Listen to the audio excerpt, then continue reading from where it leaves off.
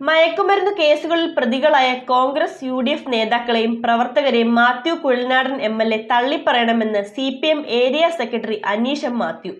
മൂവാറ്റുപുഴയിൽ മയക്കുമരുന്ന് വിൽപ്പന സംഘങ്ങൾ വർദ്ധിച്ചു വരുന്നുവെന്ന് സമൂഹമാധ്യമത്തിലൂടെ മാത്യു കുഴൽനാടൻ എം.എൽ.എ കഴിഞ്ഞ ദിവസം പ്രചരണം നടത്തിയിരുന്നു. മൂവാറ്റുപുഴയിൽ മയക്കുമരുന്ന് വിൽപ്പന സംഘങ്ങൾ വർദ്ധിച്ചുവെന്ന് സമൂഹമാധ്യമത്തിലൂടെ പ്രചരിപ്പിക്കുന്ന മാത്യു കുഴൽനാടൻ എം.എൽ.എ മയക്കുമരുന്ന് കേസിൽ പ്രതികളായ കോൺഗ്രസ് യു.ഡി.എഫ് നേതാക്കളെയും പ്രവർത്തകരെയും തള്ളിപ്പറയണമെന്ന് CPIM area secretary Aneesh Mathew പറഞ്ഞു. ലഹരി മാഫിയ സംഘങ്ങൾ നല്ല രീതിയിൽ പ്രവർത്തിക്കുന്നു, അത് കുട്ടികളെ ഉൾപ്പെടെ ബാധിക്കുന്നു, കുട്ടികൾ സംഘർഷമുണ്ടാക്കുന്നു എന്നെല്ലാം ഉൾപ്പെടുത്തിക്കൊണ്ടുള്ള ഒരു വീഡിയോയാണ് അദ്ദേഹം ചെയ്തത്. ആ ചെയ്തതിൽ നമുക്കൊരു തർക്കവുമില്ല. അത് ഞങ്ങളെല്ലാം ഒറ്റക്കെട്ടായി ഇതിനെതിരെ പോരാടുന്നതിന് തയ്യാറുമാണ്.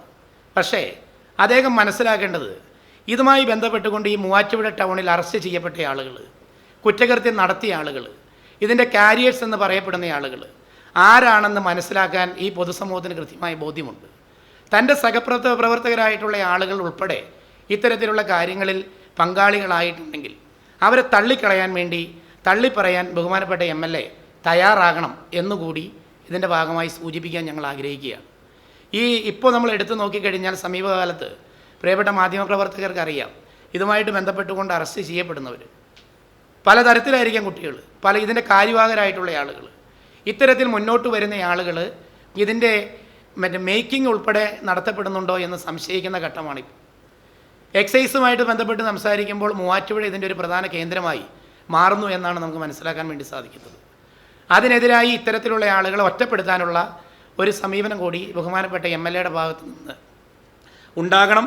അത്തരത്തിലൊരു സമീപനത്തിന് വേണ്ടി അദ്ദേഹം തയ്യാറുണ്ടോ എന്നുകൂടി ചോദിക്കാൻ വേണ്ടി ഈ അവസരം വിനിയോഗിക്കുകയാണ്. കഴിഞ്ഞ ദിവസം മാത്യു കുഴൽനാടൻ എം.എൽ.എ മണ്ഡലത്തിലെ വിദ്യാർത്ഥികളുമായി ബന്ധപ്പെട്ടുയർന്നുവന്ന പ്രശ്നങ്ങൾ ചൂണ്ടിക്കാണിച്ചാണ് സമൂഹമാധ്യമത്തിൽ വീഡിയോ പോസ്റ്റ് ചെയ്തിരുന്നത്. ഇത്തരത്തിൽ എം.എൽ.എക്ക് കൃത്യമായ ബോധം മയക്കുമരുന്ന് കേസുകളുമായി ബന്ധപ്പെട്ടുണ്ടായിട്ടും മയക്കുമരുന്ന് കേസിൽപ്പെടുന്ന കോൺഗ്രസ് യു.ഡി.എഫ് പ്രവർത്തകരെയോ നേതാക്കളെയോ തള്ളിപ്പറയാൻ തയ്യാറാകുന്നില്ല എന്ന ആരോപണമാണ് അനീഷ് മാത്യു ഉയർത്തിയത്. അഹല്യയിലെ വിദഗ്ധരായ ഡോക്ടർമാരുടെ ചികിത്സ കൊണ്ട് എനിക്ക് എന്റെ കാഴ്ചശക്തി പൂർണ്ണമായും തിരിച്ചു കിട്ടി. ഇപ്പൊ എനിക്ക് ഈസിയായി വായിക്കാം. നേത്ര സംരക്ഷണത്തിന് നമ്മുടെ അഹല്യ.